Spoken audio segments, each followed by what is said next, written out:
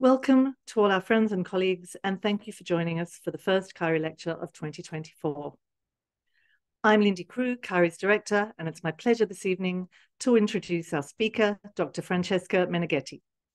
Dr. Meneghetti is the current Edgar Peltenburg Fellow in Cypriot Prehistory, and tonight is an appropriate night for her to be delivering a lecture in this role, as it's also Burns Night in Scotland. So happy Burns Night to those who are celebrating. We will hear about the project that she's been undertaking for her fellowship now that she's 6 months into her research.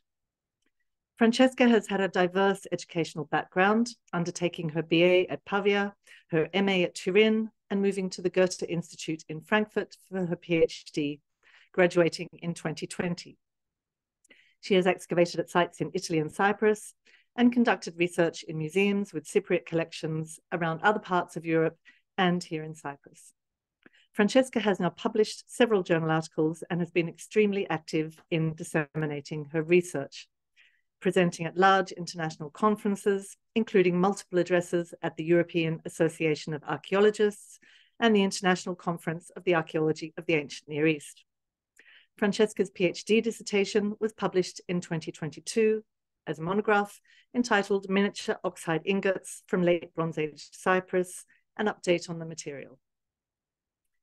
She has continued her interest in miniatures with her Peltenburg postdoctoral project, examining the miniature vessels from the important Late Bronze Age site of Athienou, a site about which we know really very little.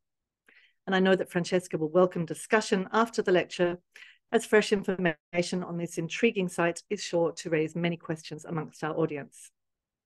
I would now like to invite Dr. Meneghetti to present her lecture this evening entitled Clearing the Dust from Legacy Material, Renewed Studies on the Israeli Excavations at Athienou-Bamboulari, Koukounninas. Thank you, Francesca.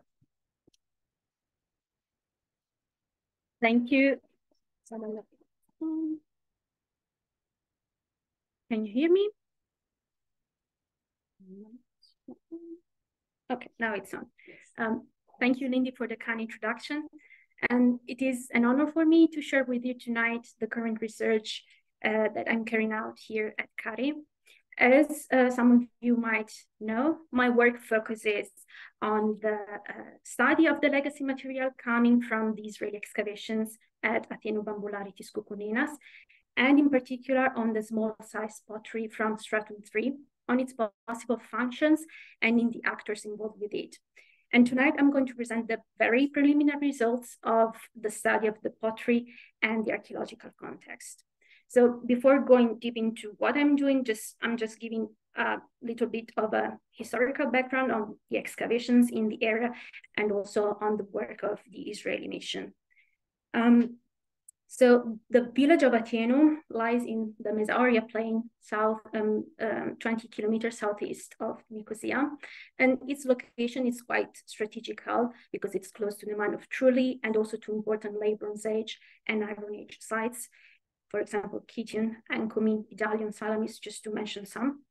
But despite this proximity, the area of Athienou has been relatively poorly investigated. So at least until the second half of the 20th century.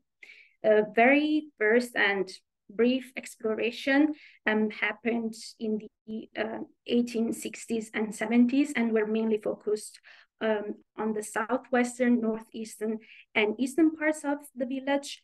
But apart from that, we don't hear about Athienou in the archaeological record until 1939, when material coming from the locality of Gastra was acquired by the Cyprus Museum.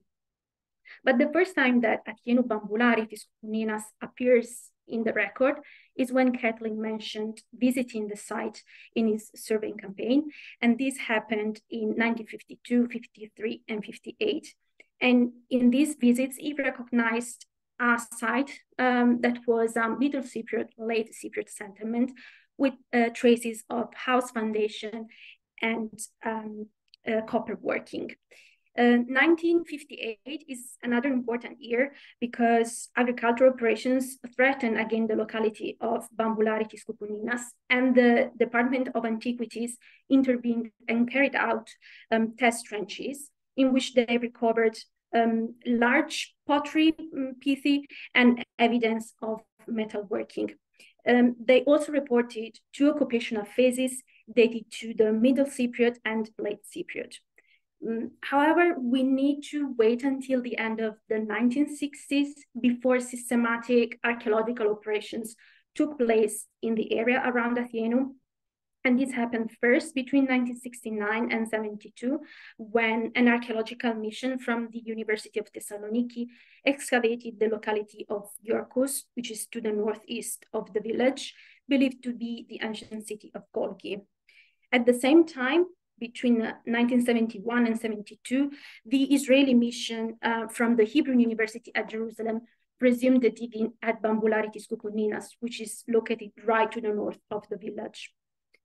After 1974, any archaeological exploration in the area stopped, and we actually need to wait the beginning of the 1990s to see renewed archaeological interest at Athienou, this time in the locality of Malura, where the Athienou Archaeological Project has been exposing for many years now noteworthy archaeological evidence.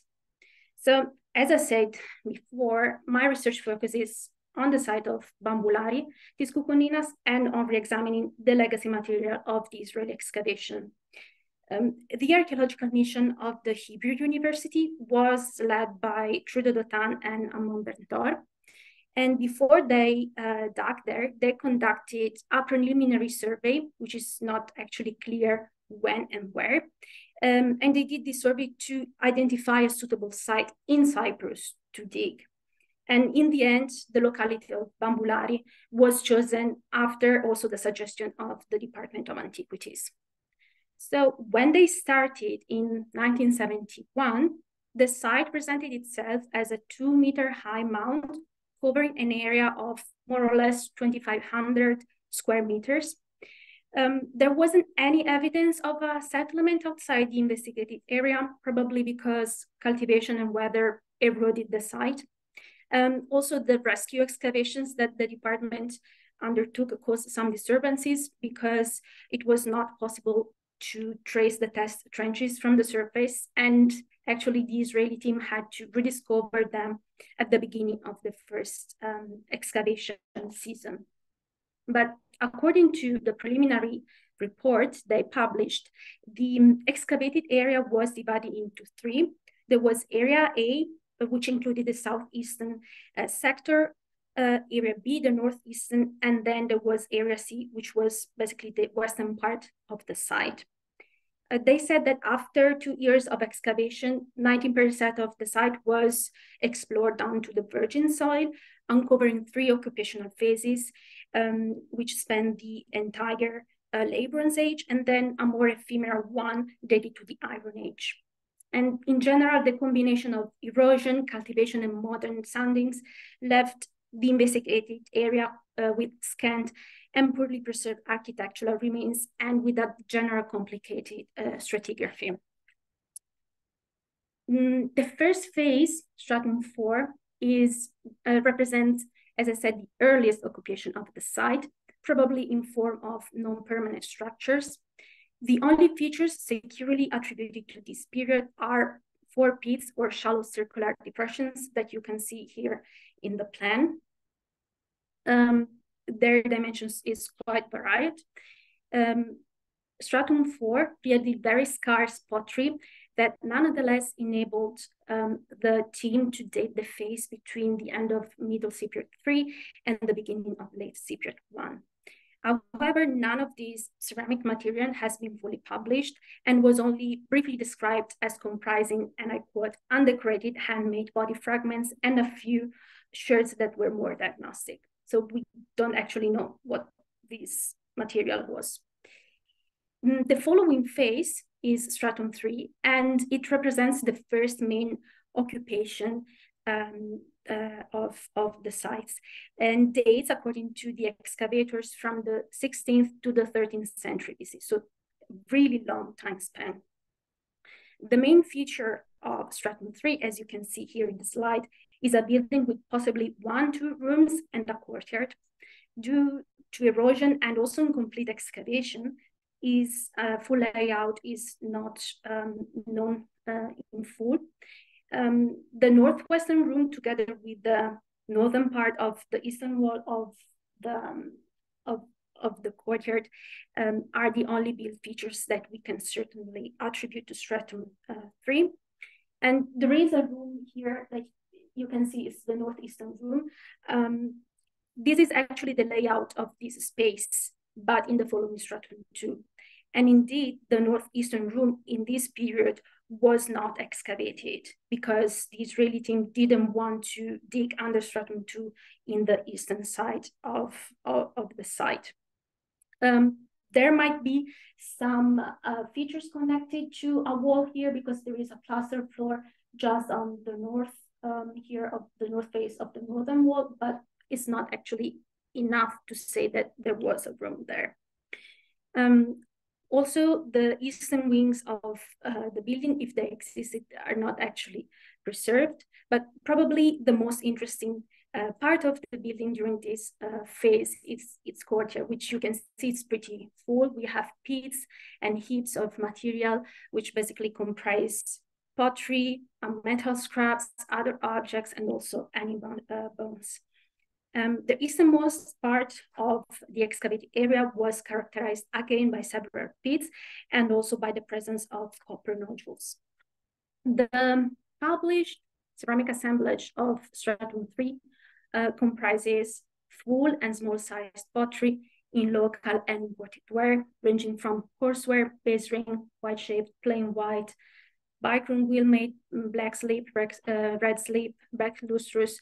We have everything, basically. We also have Mycenaean 3B, Mycenaean 3CB, and late Minoan 3B wares. So a corpus that spans the entire late Bronze Age. The following Stratum II, which Dotan and Bentor dated between the late 13th and mid-early 12th century BC, is the second main phase of the site.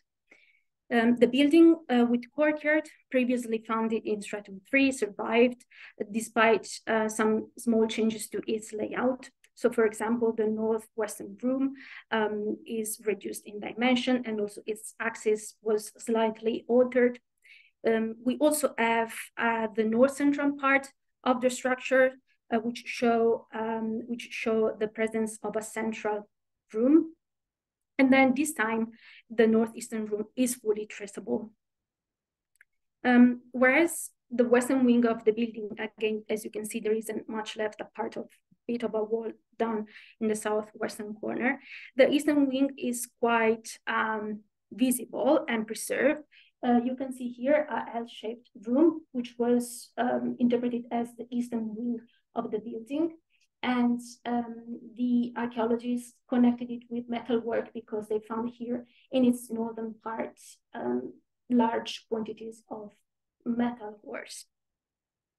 Unlike the previous stratum, the courtyard now is not really interesting, apart from a couple of pits on its eastern side and this strange looking curving wall, which actually the excavators couldn't for sure date to Stratum II because there isn't any floor connected to it. There are other undescribed loci in the courtyard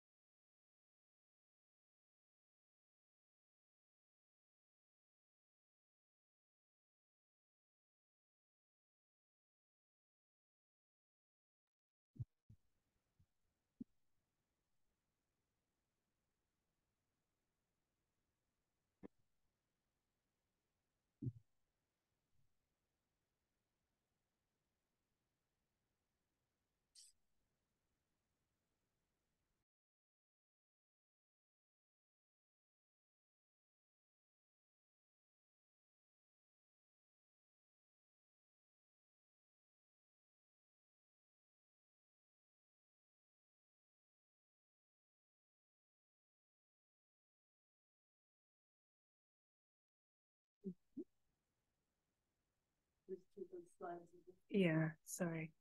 Hold on. Let me just check that yeah. I'm just going. Let's go there. Right. No. Well, as I said, this is more or less what we know of Stratum II. Yeah.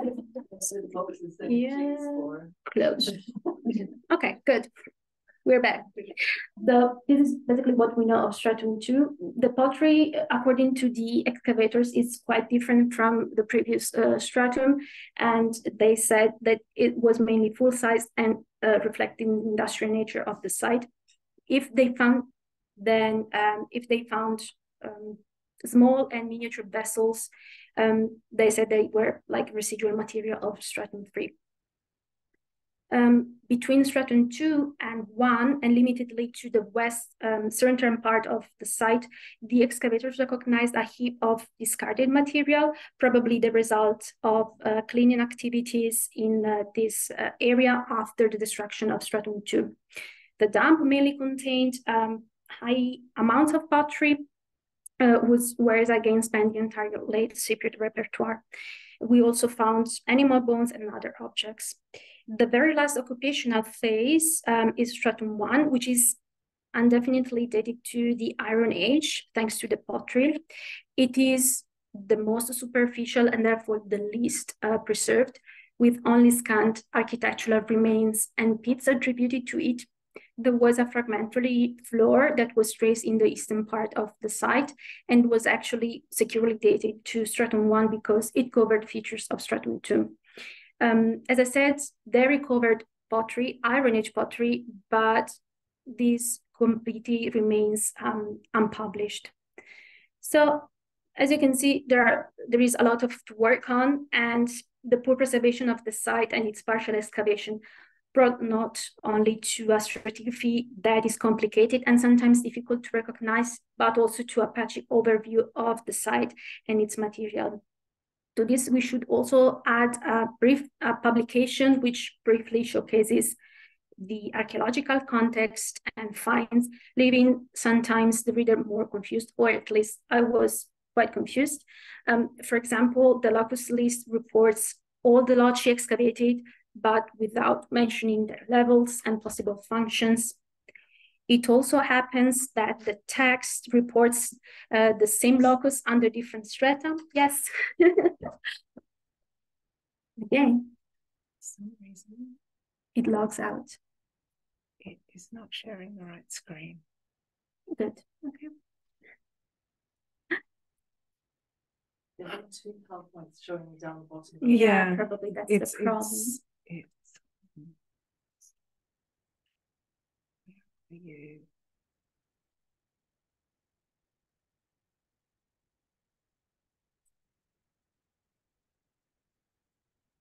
What technology? It's okay. Okay, new share. We want that one. Okay. Is that the one that you're on? That's the one that you're on. Yes, this is the right. Okay. So when it comes to the analysis of the material, the Israeli mission didn't have apparently any specialists in late Bronze Age Cyprus, or at least I couldn't find anybody. And this is reflected especially in the publication of the pottery. For example, despite the large amounts of pottery recovered, important parts of the assemblage have been left out because the final publication doesn't showcase any find from Strata 4 and 1. Often the pottery catalog either hastily describes or it doesn't the pieces, their dimensions and fabric. And when treating the miniature pottery, it doesn't set the criteria used to distinguish it from the rest of the corpus. So what I've done is during my research is studying this ceramic assemblage, and basically the main aims are integrating the pre-existing catalog, creating dimensional categories, which again are missing from the final publication, and also trying to distinguish between actual miniatures, so those small pots with a bigger counterpart, and vessels that are just made small. According to the excavators, Stratum III yielded a very large quantity of complete vessels, around 2,000, with an estimated total of 10,000 after counting the body sherds. The small-sized pottery, which is the focus of my research, plays an important role in the assemblage and falls into the following categories that you see here. We have type A, which are small-sized variants of vessels of late Cypriot wares and imported wares. We have type B, which are mainly juglets made of what they call coarse local ware. Type C are open vessels that neither imitate nor resemble any known type. And then we have type B, which are miscellaneous ceramic small-sized vessels and object. And then we have type E, wheel-made small-sized vessels. It doesn't seem that these categories are based on size, but more on manufacturing quality and style. And indeed, this is proved by the archival data, because the excavators didn't set a maximum height for the small size pottery. As one can find pottery catalog as miniature and being, for example, 12 centimeters high, alongside other vessels of the same height, but registered as full size. And then when it comes to defining small size pottery, the Israeli team interpreted it as miniatures and especially as votives without considering them functional. And I have argued about this elsewhere, and I'm not completely against this interpretation, but I think that is at the same time problematic because it doesn't consider the multifaceted nature of this material. And here you can see some of the published material divided by categories. So it's quite a nice assemblage, but there is much more in the museum. At the moment, I cataloged 780 pieces, mainly small-sized. In order to build dimensional categories, the catalog takes into consideration only those vessels that are complete in height. The majority of the pottery encountered comes from Stratum III, as you can see here in the slide. And by far, the locus that gathered more complete pottery is locus 506, which is a heap of pottery located in the southeastern corner of Stratum III courtyard. In terms of shapes, 81% of the pots are closed shapes, with juglets being the most encountered. Open shapes account for the 13% of the current catalog, with cups and bowls being the most common. There is then a small percentage, and this is a very preliminary working hypothesis, of closed vessels that don't follow the standards of one particular shape, as you can see here in the slide. And these vessels seem to incorporate features of more than one shape. For example, there are juglets that show characteristics of the tankard, like the rounded body and high neck, but they don't share with it the ring or flat base and the rim. Moving to the wares, the majority of pots are made of coarse ware, followed by plain white, mainly plain white handmade. And then we have in smaller quantity monochrome white-shaped base ring black slip booker. And then unfortunately, 1% of the assemblage remain identified because the pots were too dirty to be analyzed in that sense. And even in the realm of wares, I noticed strange occurrences. And again, this is a work hypothesis, but they account for the 18% of the catalog assemblage. And these are vessels made of unknown ware, such as plain white or monochrome, whose shape, however, is not encountered in that ware, or vice versa, shapes typical of a certain ware, but reproducing a different one. For example, there are juglets made of coarse ware that recall plain white monochrome of white shaped, as you can see here in the slide, and cups made of what is seemingly plain white, but whose shape doesn't occur in the plain white repertoire, and you see it in the left of the slide. In my catalog, pots have been considered miniature if they are less than 7 centimeters high. As I noticed that below 7 centimeters, the vessels, mainly the juglets, started to lose some of the features typical of the bigger counterparts.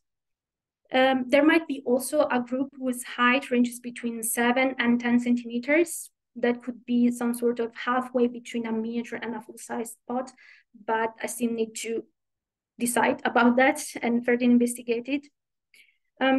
In my analytical framework, to be considered a miniature, a vessel doesn't need just to fit predetermined dimensional category.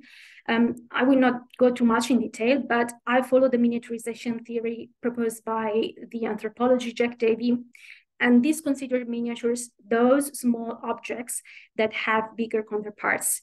And if they don't have a counterpart, then the artifact is just small. That's it.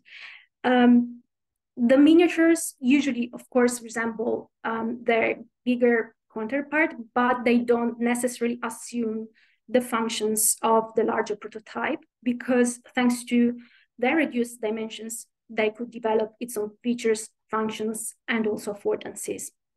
So if we go back to some previous examples, possible miniatures could be the tankard-like vessel in the top left corner, which retains some features of a full-size tankard, such as the body and tall neck, but discards others, such as the ring base and the rim. This full-size tankard comes from Encomie and is here just for comparison purposes, because no full-size tankard has been found at Athienou, at least not in the published corpus. Then the miniature juglet in the top right corner loosely recalls a full-size wide-shaped juglet, but it misses the wear and shaving typical of wide-shaped. On the other hand, caps like the one at the top of the slide could be simply a small pot. And even if it's seemingly made of plain white, its shape doesn't recall anything in this ware that has been found at the site. So to better understand the small-sized and miniature pottery of Stratum III, and possibly to assign it a function, I'm not just cataloging it, but I'm also closely reviewing what is known of Stratum III and the following Stratum II in terms of stratigraphy. As I said, the final publication lists the loci from the 4 phases, but it doesn't report the levels and the possible function of each locus. So I created a locus inventory that you can see here, quite blurry in the slide, that combines the existing locus list with data extracted from the publication. And features such as the levels and description have been retrieved from site's plan and the main text. And if the final publication didn't describe the locus, I recovered its possible function using the legend on the plans. This enabled me to trace some inconsistency in the text and the site's plan. In particular, in the square that you see here highlighted, which is the center of Stratum III courtyard. Here, the Israeli team found sort of funnel-shaped pit, which is basically divided into levels. There is a shallower part that is 50 centimeters deep and a lower one that goes down to 2 meters. This pit contains a really wide range of material, starting with pottery, going with metal scraps and animal bones. As you can see here in the slide, there is some material scattered around it, and seemingly from the plan, they assigned it to loci number. This is 503, and this is pretty blurry, but it's a 639, believe me. Probably the locus 539 was assigned also to the cut that was made to build a section, but 503 is much more complicated and actually poses quite some interpretative issue. And here starts the complicated part, and I apologize in advance. So to start, the first time that the publication reports locus 503 is not in Stratum 3, but in Stratum 2.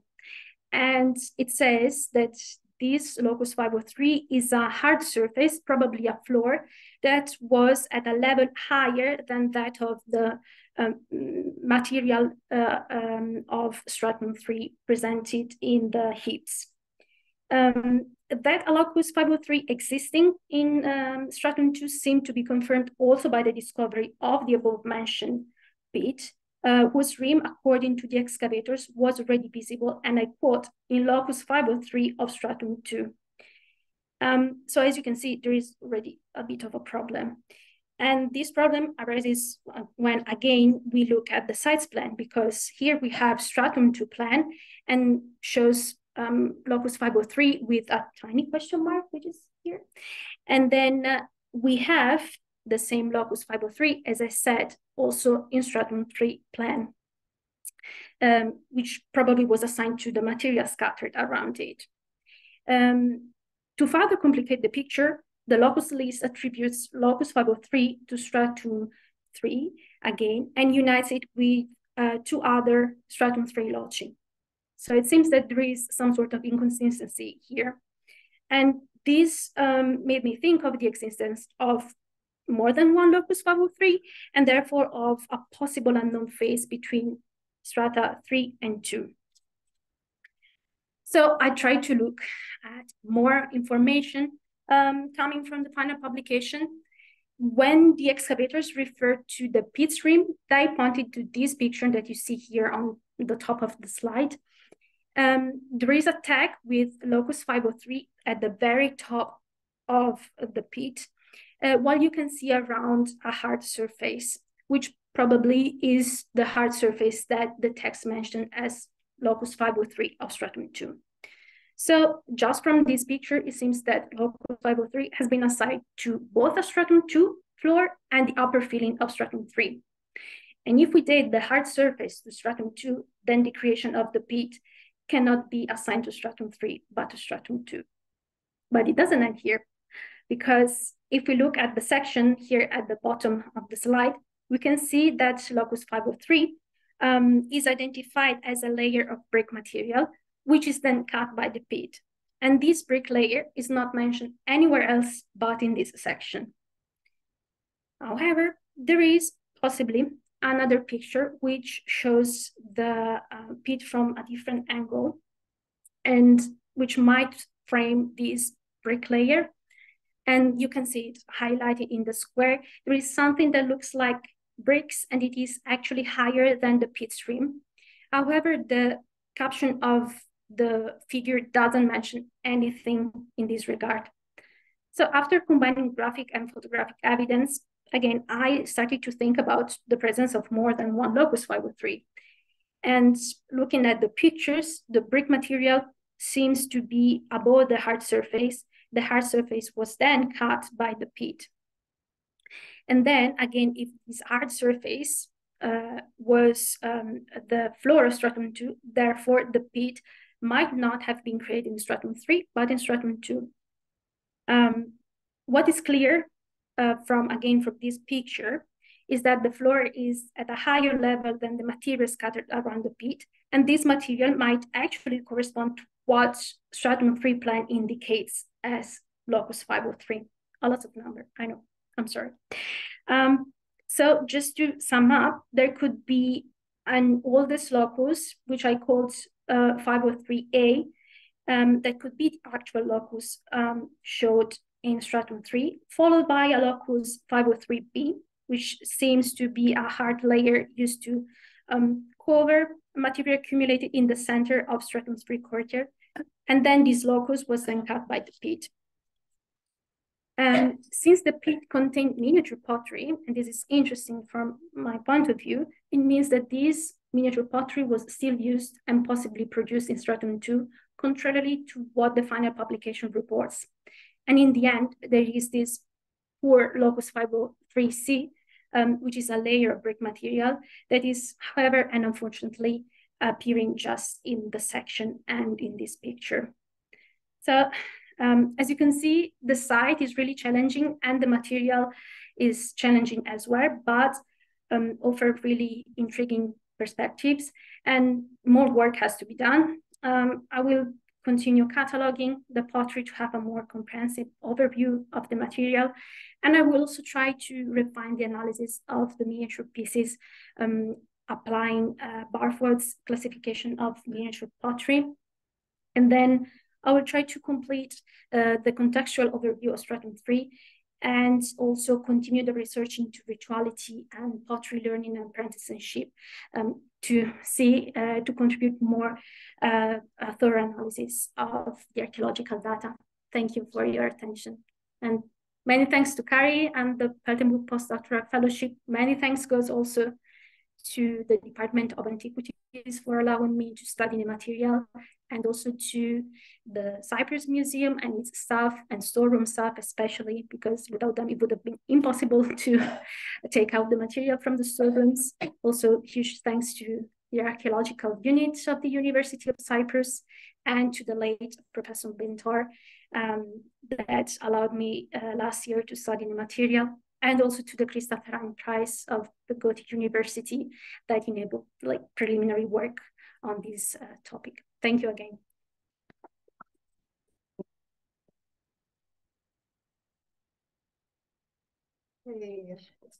Thank you very much, Francesca. That is a lot more work than you thought it was going to be when you set out, I think, and it's immensely complicated. I think we could probably have the lights on for the questions, everyone. Thank you. And everyone can hear me. This microphone seems to be on. Yes, excellent. So I think if we stop sharing, then we'll be able to see if we get any questions up in the chat.